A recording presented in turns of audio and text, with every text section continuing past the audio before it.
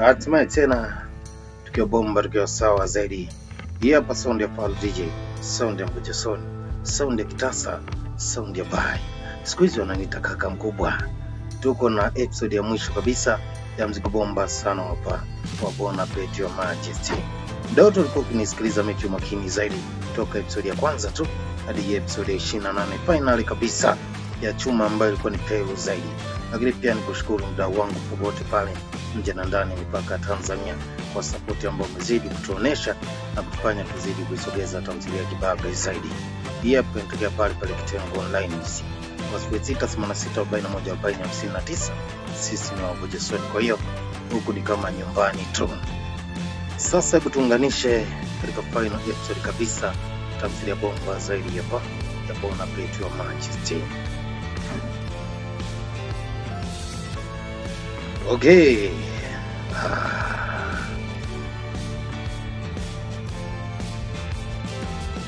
Tunaanzia pale ambapo tulishia katika episode ya kwanza. Mtaalamu alilaumu sana kwa sababu kwa sasa aliona nafasi ya kuweza kumpata binti alisalia katika historia na kitabu ambacho alikiandika. Kwa wanasema mango book. Anasema haijalishi tutakuwa sehemu gani, lakini tutahakikisha na kupata tu. Mwanaume aliweza kumaliza mjomba wake, na hapa mchezo ulikuwa umeisha zaidi. Alikuwa kipisi cha karatasi kimoja kiliweza kusalia, na ndio chapter ya mwisho katika kile kitabu ambacho binti alikuwa anakizungumza. Sasa tunakuja current year. Binti anayeseka anashtuka katika hospitali moja. Ni kama mtu ambaye alikuwa amepooza kwa muda mrefu zaidi.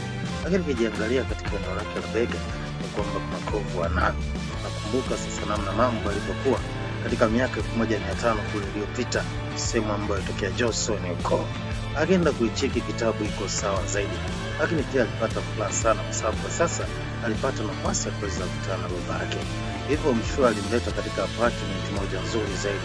Anamwambia hapa ni sehemu ambayo utaweza kutuliza akili yako na kujisikia bomba zaidi. Ndipo tutakuwa sawa, tutarejea katika shughuli zangu za upishi. Hai sasa binti ni moja kai mbili kai tatu kai. Anakumbuka tu historia na kizaazaa cha mnyama ambaye aliyapigania sana maisha yake.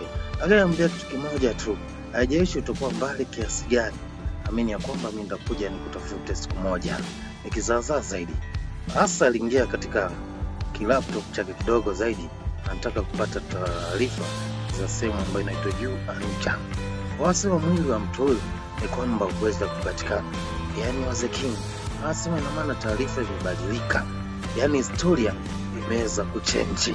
Sasa aliweza kupitia kile kitabu na ile peji ambayo Bernard amekwaje, aliweza kujiona ile makini zaidi. Peji ilikuwa inasema hivi, nisikilize mimi tu. Anasema ipo siku ndaweza kurejea kwa sababu yako, na kwa sababu ukiweza kupata nafasi ya kusoma ujumbe huu, basi amini ya kwamba nitakuja kurejea kwa sababu yako. Binti kila kijaribu kusinzia kutafuta namna ambayo anaweza kujikuta katika ule ulimwengu, na kwamba anakuta mambo ni magumu zaidi. Kumbuka labda akienda basi, yani waliko anaweza kupata mrejeo kule ambapo alitoka. Basi aliingia katika chumba ili kujaribu kama mambo yataweza kufanya kazi kurudisha miaka 1500 iliyopita. Lakini hata hivyo hakufanikiwa. Sasa huzuni imetawala zaidi kwa sababu anamkumbuka mnyama The King. Alikuwa anasema atakuja kwa Tyrant, yani mnyama. Mambo haya. Kumbukumbu ndo zinapenya katika fikra za binti, na kwa sasa nakumbuka vema sana mkali. Wanasema mwezi mmoja baadaye katika Modern Royal Hotel iko. Kuna sehemu moja kulikuwa na hoteli ya kisasa zaidi, na hapa ndipo binti ambapo alitakiwa afanye kazi. Na kwa sasa alikuwa amerejea tu. Alipokelewa kwa mpokezi mazuri zaidi. Anasema basi nahitaji kukagua juu ya kitu ambacho kinaendelea hapo. Anambia tafadhali Jion, usije ukakataa ofa yetu. Tumekusubiri kwa muda mrefu sana uweze kufanya kazi katika ile eneo. Basi binti alihitaji kufika katika eneo la jiko ili japo kuona watu ambao watakuwa na muunganiko nao. Hata hivyo aliweza kuletewa kadiko kidogo ili aweze kuonja. Lakini baada ya kuonja tu aliona ni kama menu haijakamilika zaidi. Sasa anasema kwa wakati huu anahitaji kupika vyakula vya Johnson. Lakini sasa kitu cha kushangaza zaidi, watu ambao ni assistants wake, yani wasaidizi wake, walikuwa ni wale ambao aliwaonaga kwenye miaka 1500 iliyopita. Anasema wewe si Gilmore. Anasema mimi sio wewe ambao namjua. Mimi naitwa Sanjin. Samani kwa hicho ambacho nakizungumza. Akicheki kweli anakuta jina limechange. Lakini sasa akiangalia watu hawa, unaona timu yangu hii ya miaka 1500 wazee ambao walikuwa wanapika nao kule. Binti alifurahi sana kujumuika na watu hao. Na kwa sasa anahitaji kutengeneza vyakula ambavyo vitakuwa na ubora zaidi. Lakini sasa alihitaji kurejelea kutoka kwenye mfumo wa miaka 1500 na kubadilisha kuvileta katika current year miaka 2000 na kitu. Basi binti alianza kutengeneza misosi ambayo ilikuwa na historia zaidi.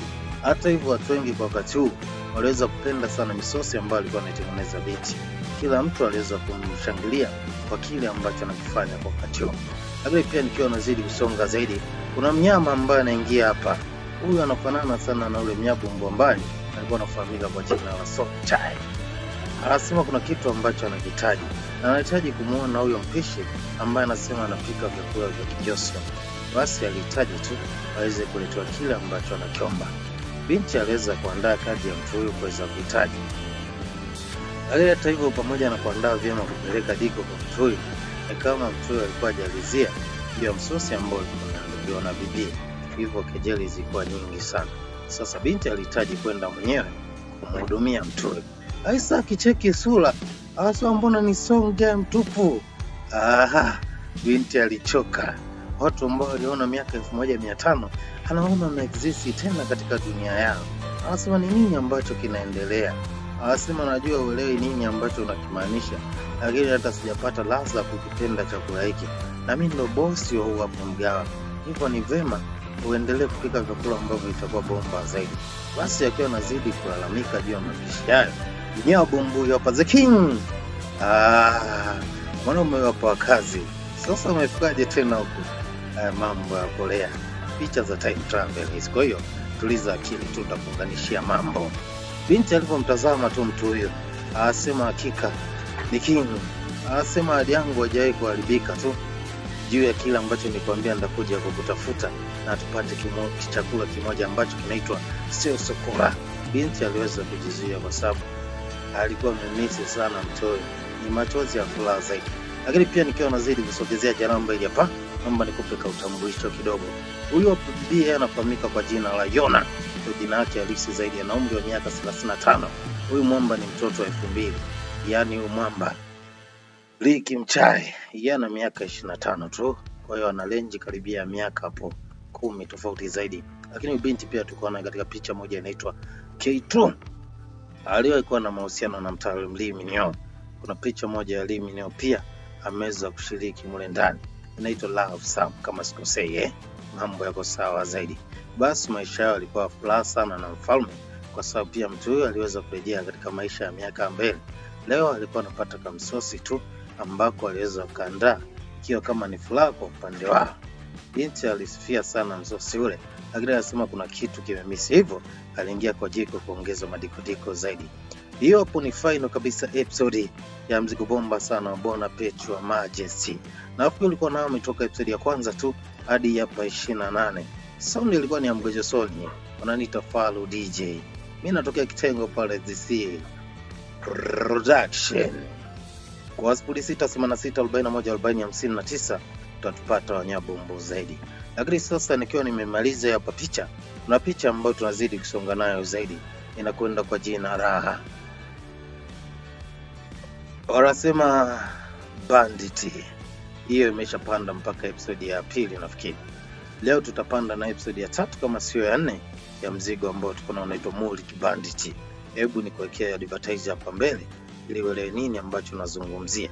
Katika picha moja bomba sana poli inaitwa Multi Bandit. Na the chosen ndo naichapa kizazi zaidi. Huku Johnson si kama nyumbani tu. Kamsamida. Ciao. Badman.